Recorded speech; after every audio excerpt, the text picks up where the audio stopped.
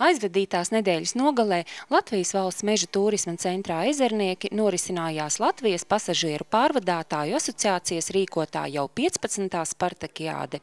Tā ir ikgadēja tradīcija, kas reizi gadā pulcē simtiem dalībnieku no visas Latvijas. Šoreiz Ezerniekos pulcējās 19 komandas, kopumā ap 600 autobusu parku vadītāju, darbinieku, ģimenes. Ierasts, ka autobusu šoferīšus ikdienā redzam sēžot pie stūres, mērojot simtiem kilometru pa Latvijas ceļiem. Tāpēc nevienmēr izdodas nofilmēt, cik veikli autobusu vadītāji spēj noturēties uz cīņas baļķa vai trāpīt grozā, savukārt cik veikli autobraucēji ir uzņēmumu vadītāji, kas ikdienā vairāk laika pavada birojos. To, ka šādas kopā sanākšanas ir vajadzīgas, apliecināja gan azarts sportojot, gan savstarpējās sarunas. Iespēja tikties pārvadātājiem savā starpā, parunāties arī par profesionālām lietām, pasportot, atpūsties kopā. Tā ir tāda kopības sajūta, kas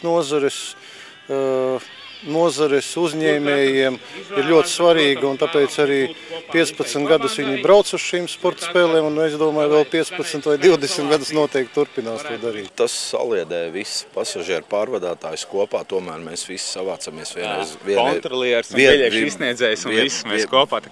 Vienreiz gadā vismaz savācamies kopā. Spēlēm noteikti jābūt katru gadu, lai varētu tikties kolēģi, šoferi. Tāpat tiek pārspriestas darba lietas, šoferas dzīves jautājumi tiek pārspriestas. Tāpat uzņēmuma vadītāji arī ir tikai tie, kas tā kopā. Taču līdztekus sportisko rezultātu uzrādīšanai nemazāk nozīmīgs ir arī gala rezultāts visiem dalībniekiem, jo tieši uzvarētāja komanda līdz ar galveno balvu, ceļojošo kausu, saņem pienākumu organizēt nākamo Spartakiādi. Pērn uzvarētāju godā bija madonieši, tāpēc arī šogad spēles norisinājās Madonas pusē. Esam apmierināti, kad visas komandas ieradās laicīgi un dzirdējām no viņiem pašas labākās atsauksmes. Ir par bāzi, ir par sporta spēlēm, ir par tiesnešiem. Tādas spēles sen nesot bijušas. Paldies madoniešiem, kad viņi pagājuši gadu vinnēja un viņiem bija pienākums rīkot viņas. Un šī skaistā vieta, es domāju, tas atspēko visu.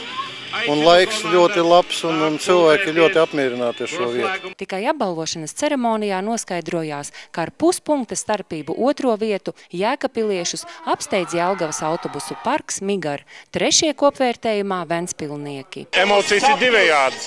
Prieks ir par uzvaru un bažas par nākošo gadu, kad jāorganizē sacensības. Mums tagad ir. Nu ko, sportiskā un organizatoriskā latiņa ir uzstādīta augsta. Nākamgad jelgavniekiem tā jānotur.